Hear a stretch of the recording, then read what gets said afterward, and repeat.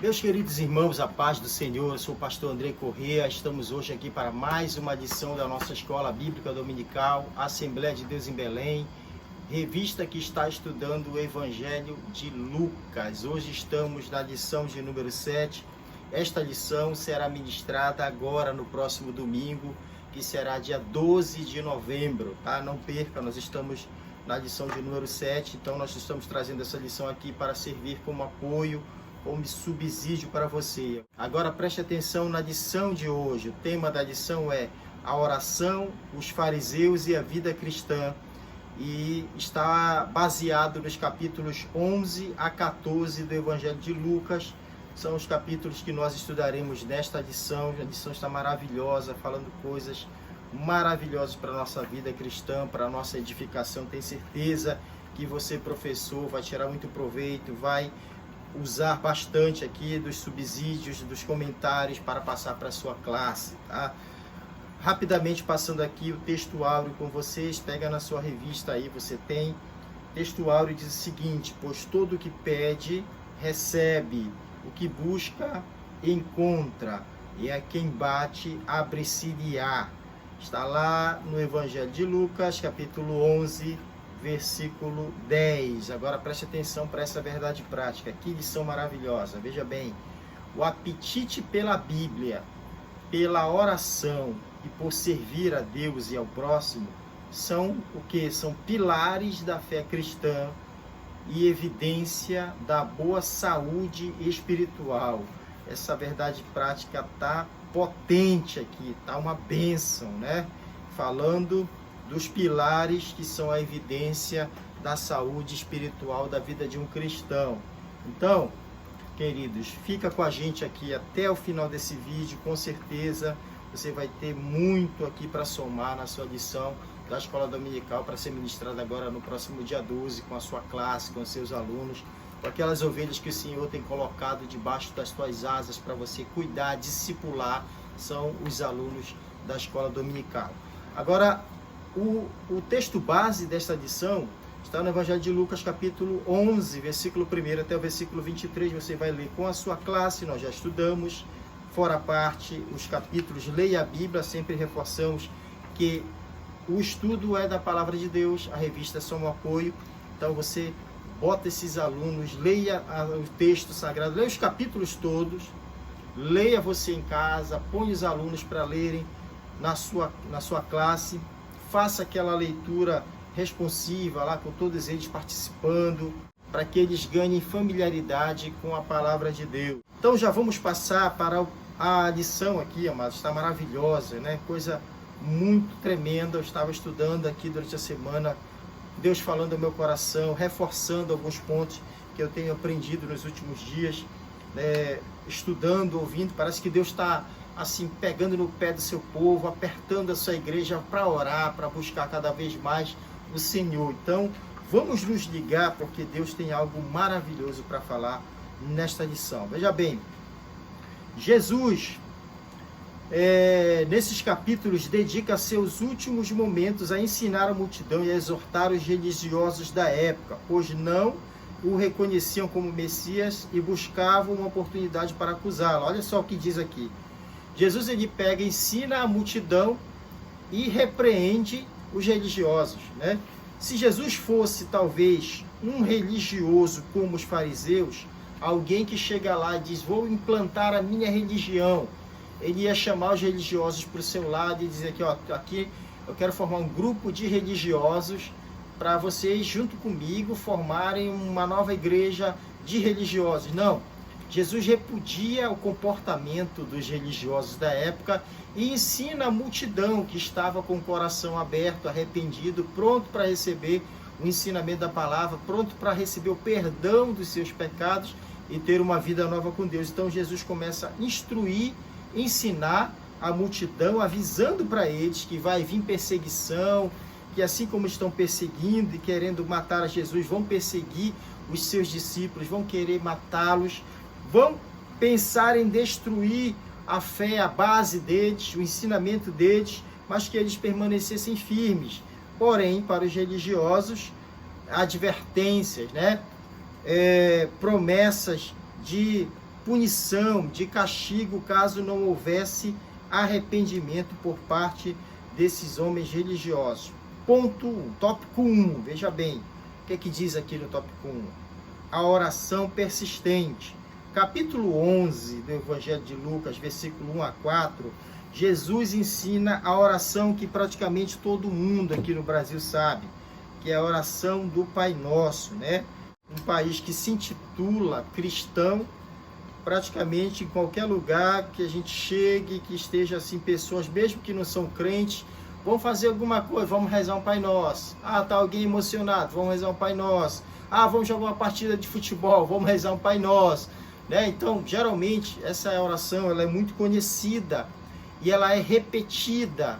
Mas Jesus, na verdade, quando estava ensinando aqui a oração do Pai Nosso, o versículo 2 diz assim: então ele os ensinou, quando orardes, dizei, Pai, santificado seja o teu nome, venha o teu reino. Jesus começa a oração e começa a ensinar como fazer a oração.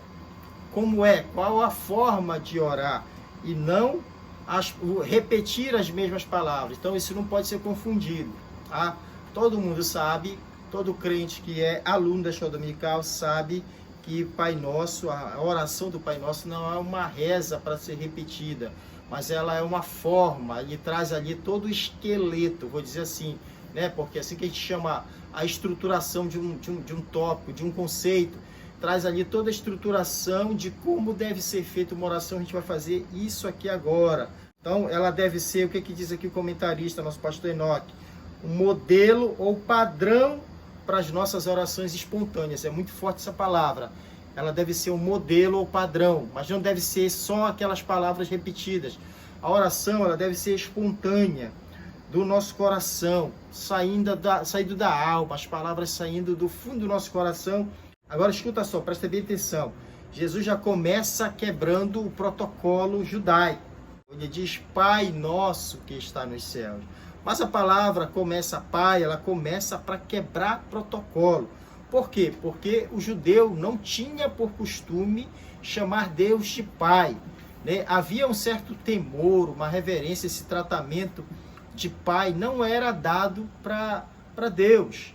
Senhor é Senhor, eterno Deus, Jeová. Não era comum chamar-se de Pai. Jesus, quando vai ensinar seus discípulos, ele diz, vocês vão chamar agora a Deus de Pai. Por quê? O crente começa a sua oração com a humildade e a alegre consciência de que Deus é seu Pai e que ele que suplica é filho e herdeiro desse Pai. Aguenta essa agora. Jesus está dizendo para os seus discípulos ali na frente dos fariseus, com aquele povo querendo ali achar algum motivo para criticar, dizendo assim, quando vocês forem orar para Deus, vocês vão chamar ele de Pai agora. Isso ofendia a forma de um religioso tratar Deus, né? Obviamente que vieram muitas críticas, mas o Filho de Deus, o servo do Senhor, aquele que está ali agora se arrependendo dos seus pecados, seguindo a Jesus, mudando a sua vida, ele vai a partir de agora chamar Deus de Pai nas suas orações. Pai traz aquela visão de alguém que é mais experiente, mais forte, mais inteligente, que está superior a você e que você precisa da ajuda. Essa é a visão que o Pai transmite, né? Alguém que precisa de um auxílio, de recorrer ao seu Pai, está contando com alguém que possa lhe ajudar. Então, o crente agora, quando fizer a sua oração, vai estar plenamente consciente de que está se dirigindo a alguém que, além de ter todo o poder para lhe responder a oração, tem amor por responder a sua oração, quer responder a sua oração. Nós vamos ver aqui nos próximos destaques aqui desse subtópico. Escute. Segundo, santificado seja o teu nome, que o teu nome seja conhecido e honrado por todos. 3, venha o teu reino, significa que o teu reino se estabeleça cada vez mais, tanto em extensão quanto em intensidade, para que a tua vontade seja feita na terra como é feita no céu. 4, o pão nosso, pão cotidiano, dá-nos de dia em dia. Significa, pão neste sentido aqui não está falando somente do alimento, mas de toda a necessidade, de tudo que é necessário para o sustento da vida física. Tudo que é necessário para que você viva bem aqui na terra, tenha o seu sustento, a sua necessidade está sendo suprida. Isso aqui é colocado, Jesus falou, peça a Deus que Ele vai cuidar de você. Ele não vai deixar faltar o pão de cada dia, e não é só pão, alimento, é providência para tudo que é necessário para que você sobreviva e viva bem, porque você é filho de Deus. Quinto, perdoa os nossos pecados, pois também nós perdoamos a quem nos deve. Olha só, aqui eu quero chamar a tua atenção. Quando a oração fala perdoa os nossos pecados, ela está dizendo assim, Senhor, já é certo, já é dada como certo que nós já perdoamos os que nos ofendem e que o Senhor nos perdoe. Tá? Ela é como se o crente, aquele que estivesse orando, já agisse dessa forma. Nós, ó Senhor, me perdoa, assim como eu perdoo todos os que me têm ofendido. Então, a questão de perdoar ou não perdoar nem entra em xeque aqui. Nem é colocado na mesa essa questão de se eu vou perdoar, não vou perdoar, não consigo perdoar, não. Se você está se dirigindo a Deus em oração e vai pedir perdão pelo seu pecado, você já deve estar consciente de que o teu papel como crente é que você já perdoou alguém que te fez algum mal. Você já esqueceu, já tirou a mágoa, já foi embora, já esqueceu, já liberou perdão. Então, se você chega na oração com Deus e quer pedir perdão para Deus, mas está guardando algo de alguém, não adianta. Você não vai ter perdão dos seus pecados enquanto você, crente, não liberar esse coração para perdoar aquela pessoa que te ofendeu. Então, a oração do Pai Nosso, ela não dá uma orientação, ela já dá uma certeza. A certeza de que você que está orando já perdoou. Isso não está em xeque. É bom falar isso aqui. Que isso não está sendo colocado, olha, vocês têm que fazer isso. Não, negativo. Já está contando como se você já fez. Que você já age assim. Jesus já está dizendo assim, os meus servos que vão orar ao Pai, eles já agem dessa forma. Eles pedem perdão porque já perdoaram aqueles que lhes ofendem. Então já dá como certo. Então te liga aí, passa isso para o teu aluno, porque é uma ênfase muito poderosa que você pode passar aqui para a tua classe. Tá? Sexto, e não nos deixe cair em tentação. Não permita que fracos como somos, inclinados a pecar, que sejamos vencidos pela tentação e que permaneçamos vigilantes e triunfantes. Né? Então veja bem que oração maravilhosa, a oração do Pai Nosso, que possamos aprender bastante com esses detalhes da oração e fazer a nossa oração espontânea. Então Jesus ensina a forma de orar e não as palavras exatas que você deve dizer, que isso fique bem claro para você. Segundo subtópico, vamos correr aqui. O amigo importuno. Tá? Versículo 5 do capítulo 11, versículo 5 até o versículo 8, diz assim, digo-vos que se não se levantar para dar-lhes por ser seu amigo, todavia o fará por causa da importunação e lhe dará tudo o que tiver necessidade. É interessante que após a oração chamada de Pai Nosso, ou oração dominical, Jesus apresenta a parábola do amigo importuno relacionada a uma vida de oração. Amigo importuno, quem já ouviu essa palavra, né? Essa parábola de Jesus, esse ensinamento maravilhoso. É aquele homem que recebe a visita de um amigo, chega lá, amigo, cheguei de viagem, estou de passagem aqui, me hospeda, me abriga, e este homem não tinha nada, a despensa estava vazia, né? Tava lá, foi pego de surpresa, sei lá como é que era a situação lá daquele momento, mas a despensa estava vazia, ele não tinha como receber aquele visitante naquele momento, foi pego desprevenido, e era comum, gente, uma das características daquele povo na época de Jesus era a hospitalidade, né? Os homens tinham prazer de receber alguém, botar uma mesa farta, servir, abrigar, dar abrigo para a pessoa dormir, e amanheceu, despede em paz, vai na bênção de Deus, e eles tinham prazer em receber as pessoas com essa hospitalidade. Mas esse homem aqui da parábola não tinha nada. Ele corre lá com o vizinho e diz, olha, me ajuda, me cede, me empresta aí 3 pães, porque meu amigo chegou de viagem e eu não tenho como botar uma mesa diante dele. O amigo que está sendo perturbado lá, que bateram na porta dele, ele diz, calma rapaz, que eu já estou aqui deitado, já é tarde, eu estou deitado com meus filhos. Mas ele pensou assim, se eu não abrir a porta para esse homem, ele vai ficar aí batendo, vai me importunar, vai me incomodar. E outra coisa, ele é meu amigo. Então, ele não foi atendido porque ele incomodou. A parábola deixa claro que ele foi atendido porque ele era um amigo. Então, o homem abre a porta e deu não só os pães, mas deu também tudo aquilo. Jesus fala, aliás, deu mais ainda do que ele precisava, tudo que ele precisava para servir aquele amigo que estava de passagem pela sua casa. O que quer dizer isso aqui, meu amado? Quer dizer que nós, quando oramos a Deus, nós não só estamos falando com alguém que pode nos ajudar, que tem condições de nos abençoar, de nos atender, mas alguém que tem vontade, que quer nos ajudar, que quer nos abençoar, que quer estender as mãos e abençoar você. Agora, para que isso aconteça, é preciso que você vá lá, ó, busque, ore, conte a tua necessidade, fala o que está acontecendo. Deus sabe de tudo, mas Ele quer que você se expresse, quer que você coloque as suas necessidades diante dEle, porque Ele quer ouvir da tua boca a tua sinceridade, a tua humildade e pedir aquilo que Ele pode te ajudar. Agora escute, terceiro subtópico, a eficácia e a persistência da oração.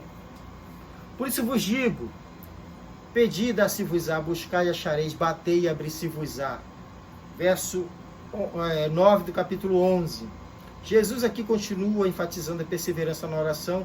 Uma tríplice atitude acompanha uma promessa tríplice.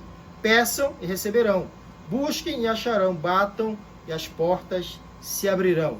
Note que estão ordenadas numa escala de intensidade crescente. Primeiro, quem pede uma petição sincera, humilde e consciente, quem pede deve pedir com a consciência de que está pedindo para um Deus que vai lhe atender essa petição.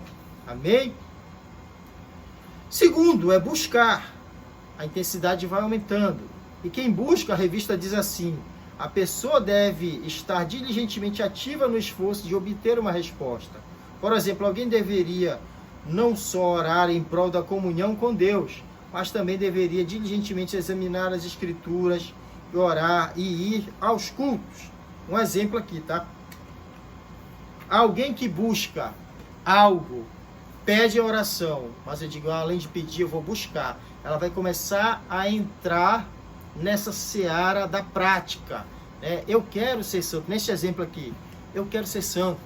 Eu quero estar mais em comunhão com Deus. Eu quero buscar mais a presença do Senhor. Eu quero entender mais. Eu quero me parecer mais com Jesus. Eu quero falar como Ele, agir como Ele, pensar como Ele. Onde é que eu vou buscar isso? Na palavra de Deus.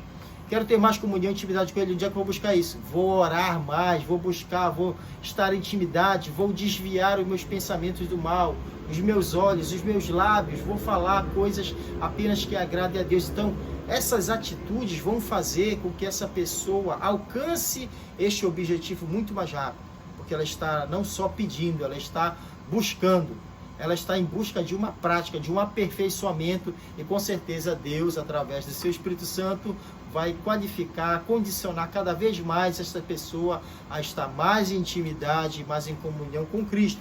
Então, buscar exige uma ação, exige movimento, exige prática, tá? E o terceiro é bater.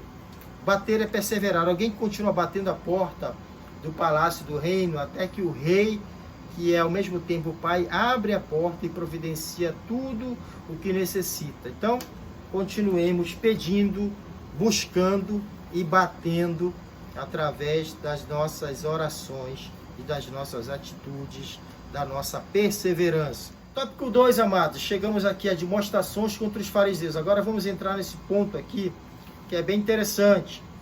Tá? Lucas registra que os admiráveis ensinos de Jesus fizeram com que uma mulher exclamasse dizendo, bem-aventurada é aquela que te concebeu e os seus que te amamentaram. Jesus, querendo enfatizar a necessidade da oração e a resistência ao fermento dos fariseus e aos ataques de Satanás, responde, Isso aqui é muito interessante. Jesus responde assim: antes, bem-aventurados são os que ouvem a palavra de Deus e aguardam. O espanto do povo e o louvor que Jesus recebeu dessa mulher poderiam muito bem estar entre as causas que suscitaram a inveja dos fariseus, né? Mas o primeiro ponto diz assim, Jesus fala, tome cuidado com o fermento dos fariseus. Subtópico 1 diz assim, qual é o pior deles? Hipocrisia. E o que é essa tal da hipocrisia? A hipocrisia significa fingir, né? Refere-se ao mau hábito de alguém esconder a sua verdadeira personalidade por trás de uma máscara. E Jesus adverte contra esta primeira e mais características das manifestações do fermento dos fariseus, dizendo que a verdade virá ao lume. Talvez ainda nesta vida, mas se não, então certamente virá no dia do juízo final. Os fariseus eram campeões, experts em agir, em proceder desta forma, né? Colocavam pesos, colocavam cargas na costa do povo que o povo não poderia carregar, mas eles exigiam, vocês têm que fazer isso, têm que guardar isso, obedeçam isso, mas não conseguiam eles mesmos ser cumpridores dessas leis que eles criavam. E Deus sabia, Jesus sabia que o coração desses homens estava tomado de adultério, de engano, de morte, de maldição, e eles ainda continuavam pintando ali de religiosos, mas a Deus ninguém engana. E é por isso que Jesus, nesse discurso aqui, deixa a verdade ali para todos eles ficarem sabendo que diante de Deus eles não estavam sendo ocultadas as suas práticas, mas que Deus estava sabendo de tudo, estava vendo de tudo e que em algum momento isso viria à tona. É interessantíssima essa passagem aqui, porque todo crente que teme a Deus, que serve ao Senhor, deve conhecer que Deus sonda o coração e que tudo que nós falamos, pensamos ou agimos, tudo isso está sendo pesado e a Deus ninguém engana, amado. Segundo problema levantado por Jesus aqui é a avareza. Então lhes recomendou, tende cuidado e guardai-vos de toda e qualquer avareza, porque a vida de um homem não consiste na abundância dos seus bens. Capítulo 12, versículo 15. Preste muita atenção nisso aqui. Quando Jesus fala nesse versículo aqui, o texto diz, a vida de um homem não consiste na abundância dos seus bens. E é interessante nós notarmos esse ponto aqui, a vida de um homem. E essa vida significa não só a vida terrena, mas a vida do porvir. A vida eterna não consiste na abundância do que ele tem. Ah, quem é que vai para o céu? Quem é que é um homem que vive bem na face da terra? Aquele que tem abundância de bens? Não, não é isso que significa. Jesus está dizendo aqui que a vida de um homem está muito além da riqueza que ele possui. E ele começa a dar menos valor, a desvalorizar a vida que o homem leva em busca das riquezas terrenas. Mas por que isso acontece, né, Andrei? Me diz aí o seguinte, Deus não gosta da riqueza, Deus não vai abençoar nenhum homem, nem uma mulher de Deus com riqueza, Deus não gosta de riqueza. Não é isso que eu estou falando.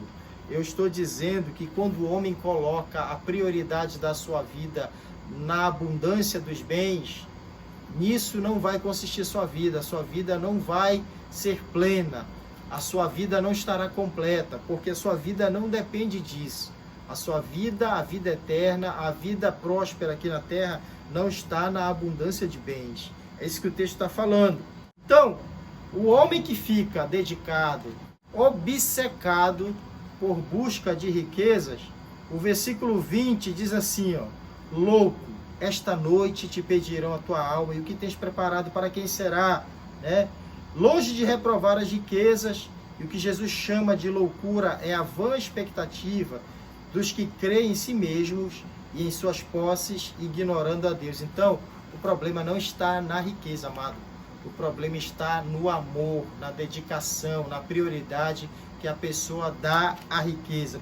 Porque eu vou te contar uma coisa, homens de Deus que não deram a mínima para a riqueza, nem ligaram, estavam nem aí para a riqueza, para buscar riqueza, para serem abastados.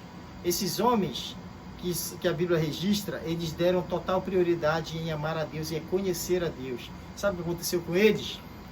De quebra, de brinde, Deus abençoou com riqueza também. Vou dar um exemplo. Salomão não queria riqueza, não pediu riqueza. E Deus gostou tanto desse homem ter pedido sabedoria para poder governar o povo, seu povo de Israel, que Deus olhou para aquele homem e disse assim: esse camarada não quer riqueza, ele não está obcecado por riqueza, ele poderia pedir um reino próspero, luxuoso. Ele está pedindo a mim sabedoria. Eu vou dar sabedoria e de quebra ainda vou dar riqueza. Aí nós temos também Jó, Abraão, Isaac, Jacó, Daniel. Essas pessoas foram abençoadas porque em momento algum da sua vida desejaram mais a riqueza do que a Deus. E aí que está o grande problema do homem que busca a riqueza. Quando ele está abastado do dinheiro, ele já não ora mais, já não busca a Deus, porque ele pensa: se eu tiver alguma necessidade, eu posso pegar ali meu cartão, passar, debitor, paguei a conta, qualquer coisa que eu quiser comprar eu compro. Ele vive aquela vida de independência, né, de Deus. Ele pensa que não depende de Deus, mas a palavra diz aqui: louco, ô louco, hoje à noite te pedirão a tua alma. Tudo que tu tem juntado aí vai servir de quê? Vai ser para quem? Né? Então tenhamos, em primeiro lugar, amor a Deus e ao seu reino. E de quebra, Deus vai prosperar e vai acrescentar todas aquelas coisas que nós às vezes ficamos lutando para conseguir na terra. É só entrar pelo caminho certo, é só fazer a coisa certa, na ordem certa, de prioridade, que Deus se responsabiliza pelo resto. Amém? Terceiro subtópico aqui do segundo tópico é ansiedade.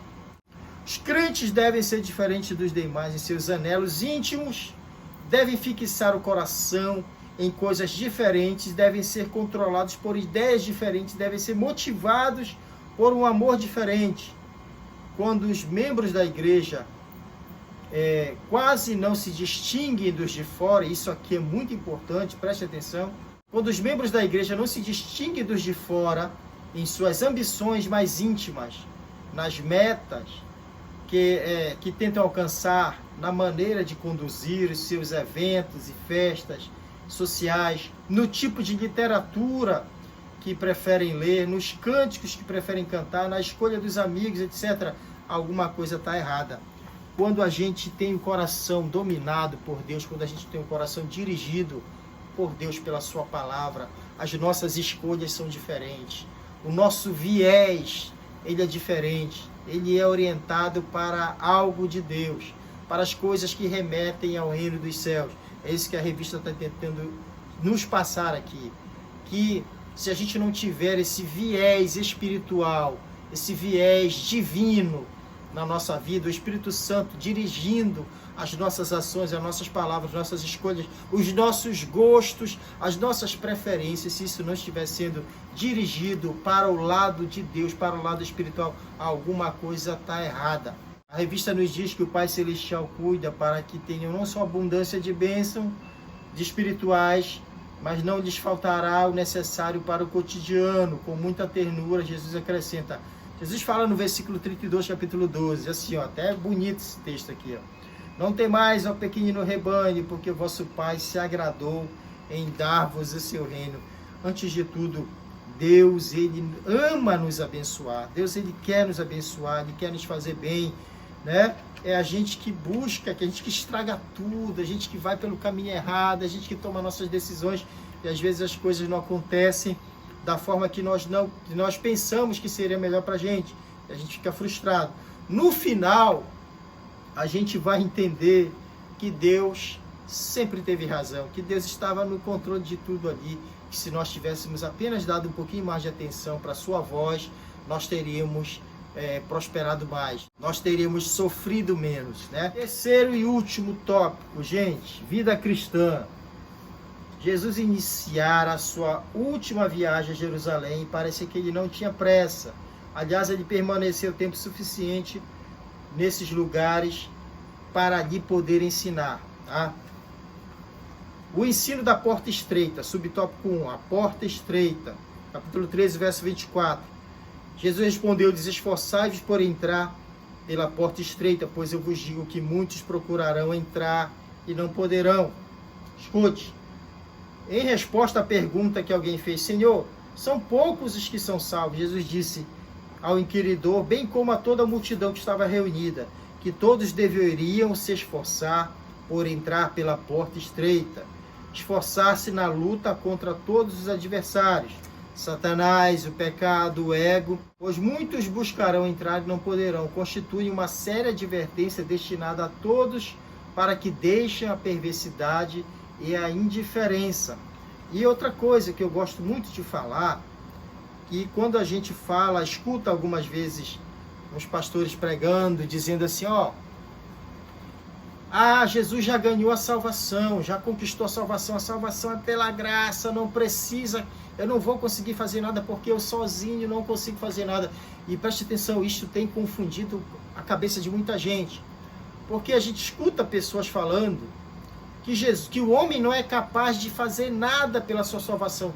Realmente, pela redenção, o homem não é capaz de fazer nada pela sua salvação. Mas Jesus fala assim, esforça-te. E como é que é esse esforço?